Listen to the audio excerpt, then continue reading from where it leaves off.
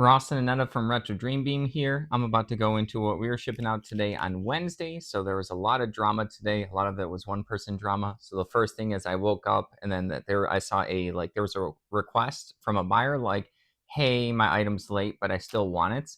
So you can do a couple things with that situation. So the first thing I did was I was like, "Oh, great!" The first thing I'm waking up to, I'm like, "All right, let's see where the tracking is." So I look at the tracking and it went through a bunch of distribution centers, a bunch of scans, but currently today it's like within their city. So I'm like, okay, cool. That just means that they were running late. Post office sucks sometimes like that. So I was like, what you can do is eBay gives you a bunch of options. You can refund, you can send them tracking, or you can message, or you can do all three if you want. So I sent them the tracking, then I sent them a message saying like, hey, I shipped this within 24 hours. It looks like it's in your town. You'll probably get it today or tomorrow. I apologize for the wait. I know it can be annoying when you're excited for something. So I'm like, okay, cool. Got that done. All right. I'm going to go into some of the items, and then we'll get into some of the other drama within the items within this, if that makes sense. So yeah, the first thing right here is the Shonen Jump magazine. These are pretty cool. I'm not sure what year this one's from. Actually, it says 2010 down there. Like a lot of the times, these would come with like extra cards and promos, Yu-Gi-Oh stuff, Dragon Ball Z. A lot of people like this type of magazine. I liked them as a kid, so yeah, I know people will pick up these. I like to sell catalogs and magazines. Sold for $7.20 plus shipping. Everything's gonna be plus shipping. All right. Next thing, which is kind of drama. So I got a combo order for some Path of Exile convention stuff, right? So I'll get into that in just a moment. So we have this little deck box right here, and it has all of the quests completed right over there. When you complete the quest at the X-Kyle Con, which is a convention, they would mark it off and you would get some more cards as prizes. So there's another deck box here. Also, this one was completed, so you can't complete it again. This can also hold cards. It says right there, oops, sorry, they're like really like Exile Con card game right there. Then the person also bought the little rule book. You get a little rule book. It explains how the game works. I can just explain it. At the convention, all the developers would have a shirt with a monster. It would have some symbols. You were given a starter deck of cards. You would have to go up to the employee. You would have to present them like your armor and weapons, and then they would check the symbols, and then they would have some kind of instructions where if you defeat them, I mean, you get to see their shirt they're wearing, so you always defeat them when you walk up to them. But they would have instructions to either like clip your cards. There'd be like hole punches on the side of a card, meaning if all of them were clipped, like all the little punch marks were clipped, you can't use that card anymore. You get to keep it. So sometimes they would do all your items. Sometimes they would do like your strongest weapon. The people at the convention warned the players that like the employees were given strict instructions. So like no whining, crying, no saying like don't ruin my card. So if you play the game, you had to go in and play it. So you would do all this. The employees would then also pull out, like after you defeat them, they had like a little box themselves. They would pull out cards, basically like a booster pack, and you get them as if you're defeating them in the game, and you get some loot. So you're doing all of this, and you eventually want to defeat like the head developers. They would have like the boss characters. I defeated a couple of the boss characters, but the main boss character, which was Chris Wilson as the Shaper, I never got around to having enough stuff to defeat him. And he also had a thing where the first three people that defeated him got like some signed beta CD and stuff like that. So they got some cool stuff. And then other stuff from the shop that we can buy, like some of the t-shirts I wear. So the person messaged me. I have a lot of these cards listed. I've sold some for like $20 to $100. So you had to pay a lot of money to go to this convention. These cards were from their first convention. They've had two so far, and you get to use their cards for their living convention game. It's kind of like its own cool, rare experience. So someone messaged me and they said that they wanted to. They're like, okay, well, They wanted to buy all my cards. I think I have like 80 or so listed, or 70. Prices anywhere from like $200 for like the super rare ones that took like almost the whole convention to get, all the way down to like 10, 15, $20 for the common ones that you would get more often when the employees would pull out their little deck box and hand you some cards, right? You could tell quickly what were commons and then what were rare, what were unique, and then also I played the game, so I understand like what items and what rarities were within the physical game compared to the video game. And usually when someone sends me a message with like, hey, I want to buy everything, it's only one time worked out. It's usually like you get such a low offer, you kind of have to just call it a wash there. So that's what ended up happening. They sent me essentially a offer that would be equivalent to like 1% of all my asking price right now. And I was just like, no, sorry, we're like so far off 1% compared to like my asking price. It's literally completely far off. But then we talked a little bit. They were the ones that ended up buying these three Path of Exile the two little intro deck boxes that you get with a couple of basic cards, and then the rule book that comes in this to explain how the game works when you go to the convention. So they did buy that. So yeah, it's kind of like a little bit drama, not like a big deal. So they are buying something that was $52.50 for those. Sorry, that was a bit for that. All right, next up is going to, we're running late. Oh, I also woke up like an hour and a half late. So like I'm running super late. A lot of drama today. This right here is a Winter Geese tin set of 3. And I used to grab these things, and me too, at early thrift store days like Goodwills and Savers and mom and pop shops. We'd get like little tins. We always like selling the tins. So yeah, this one was still has its box. The box is kind of damaged, but the tins are actually nice. People do use these to store stuff. $7.29. We probably paid like quarter or 50 cents for that. All right, moving along, we have Anne's End Legacy. This is going to be for a board game, a legacy game. You make permanent changes to the game, and your experience will be different than someone else's experience based on the choices you make within the game. So that's my favorite type of board game, legacy game. And then I have played Anne's End Legacy. We did not like the game. We did not like Anne's End. It's a super popular one though, so like we're on the outs of that, if that makes sense. Like a lot of people like this game. This is just packet number 2, so this is kind of like what I was talking about for legacy game. It says like stop right here, don't read this until you get to the part of the storybook that tells you what to do next. So yeah, someone's probably lost their little packet, or they just want some of the specific cards from this. So $8.99 for that is really good. If you guys don't understand something like parts of a legacy game, like that's pretty good. All right, next up is going to be a little Transformers G1 side swiper launcher little weapon here. Accessories for all these like toys and stuff. Oh, hey, hi, you finally joined. Hey, you have to be careful right here. All right. So yeah, this is a little launcher piece. People like to, like, they lost the weapons back in the day, so you know they fall on the ground, dogs eat them and stuff like that, chew them up. So yeah, people like to complete their little toys. This ended up selling for $6, or their big toys. Doesn't have to be little. All right, moving along, we have Achtung Panzer by Warlord Games. This is going to be like a special little, like, it has some tank stack cards, data cards right here, and some more little weapon cards. Never played this particular game.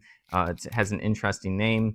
But yeah, I don't know if, I think this, I'm assuming this is a miniature game by the look of it. It's a little packet of stuff that's ended up selling for $17.99, which is pretty good. All right, next up we have My Little Pony, 5 of them. These figures right here. There's a lot of people that like My Little Pony. It's a super popular thing. There's also people called bronies who are like really into it. So it really depends on, like, there's gonna be a lot of good My Little Pony figures. I can't really fully tell which ones are vintage or not, so I'm always just keeping an eye out for them because I know it's a massive like IP that people like. These ones weren't super special, but yeah, these ended up selling for $11. All right, next up, this is also drama. Cabela's right here, catalog Christmas one from 2001. So when I went to the storage unit, I saw it sold. I have labels for everything in the boxes, and then I also have labels within the eBay. It's like under custom SKU, I'll put the box label there. I didn't have a label for this, so I was like, okay, well, I remember when I listed these over the course of like a couple days, I would do them within the same bins.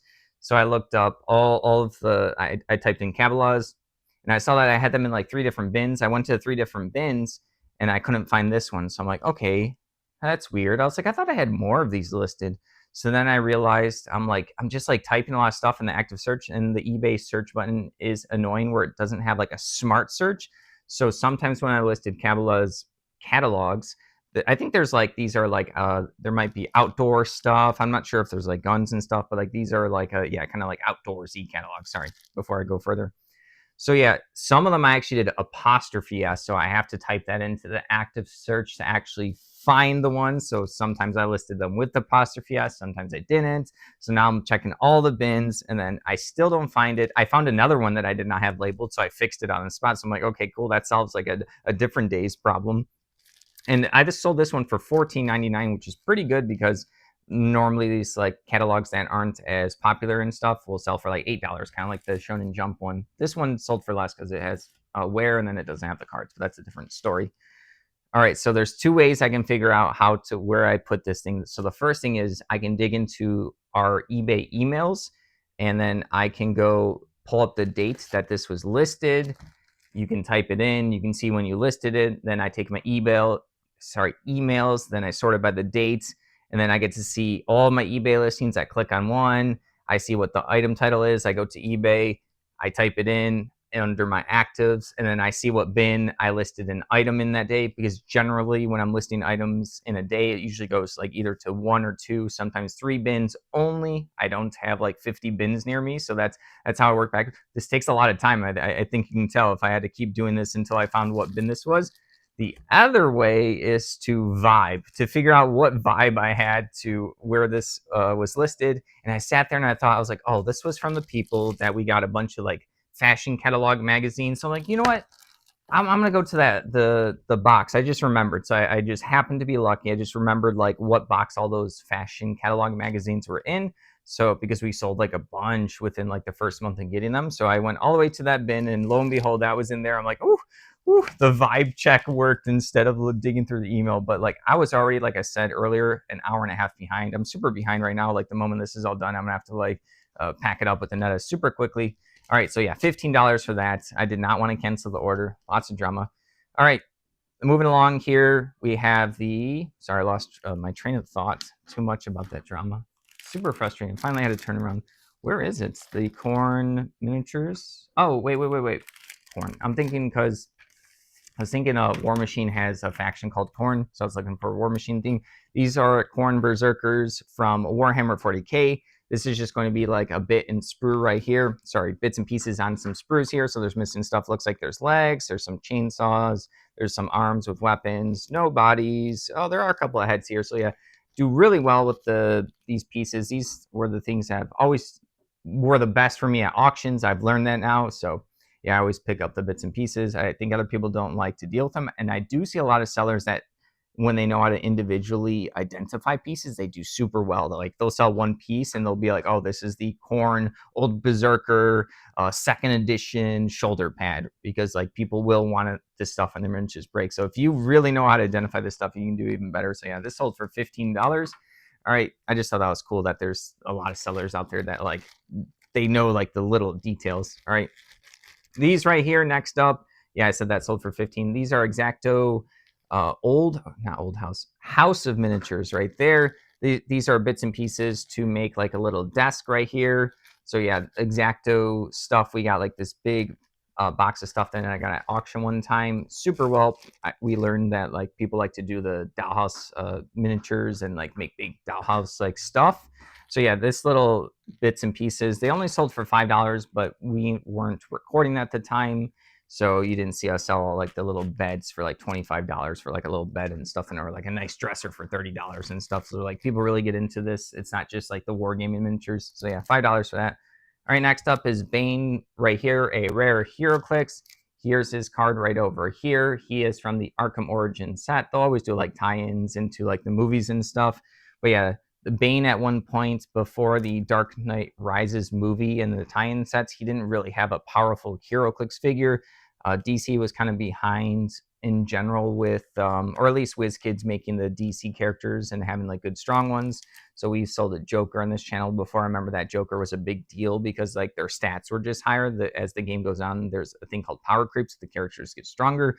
And people don't want to play a weak Bane. They want to play a strong Bane. They don't want to play a weak Joker. They want to play a strong one. So yeah, this Bane and I'm selling for $8. A rare isn't as crazy because like the people that chase rare is the highest rarity. Those are the ones that can fetch the most money. But $8 for a rare is still pretty good. It's a good Bane figure. All right, moving along, we have Ral Partha Sudanese infantry with, it says like blue jersey on it, even though they're not painted. So yeah, Ral Partha, they make a bunch of like vintage miniatures and stuff like that. People do like picking them up. So yeah, it's still in its packet. It does have like damage and wear, but they're just probably going to open up and use the miniatures right here. This ended up selling for $15. All right, last thing to the day, and then I'll get to the last bit of drama. Right here is 9 little Mantic zombies right here.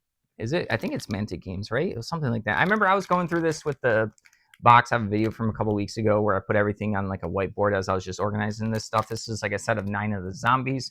So yeah, someone's just going to use them for like maybe like a post-apocalyptic RPG game or miniature game. People love having a bunch of zombies and they want to get them cheap, so they spent $10.19 for 9 zombies, which is relatively cheap. They are pretty good quality. They can prime them with paint and then paint them up on top of the prime.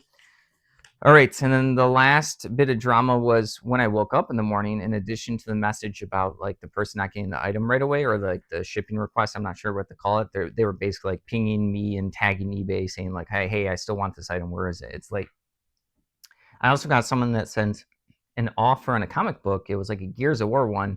I had it listed for $30. They sent a $25 offer. I'm like, oh, that's pretty good. That's a pretty good offer. I'll take it. So I take the offer. And then when I was at the storage unit, looking already frustrated, looking for this for like 20 minutes, trying to figure out where my idiot self left it, I then get a cancellation. I'm like, okay, what's the cancellation? So I pull it up. It's the item they didn't pay for. I'm like, okay, that's fine. They didn't pay for it. Like, it sucks. It was gonna be a good sale. Like, I was excited for a $25. But then they sent like a weird message. It was like kind of like a scam message. They were like, oh, hey, just so you know, this is like too much shipping for this our country.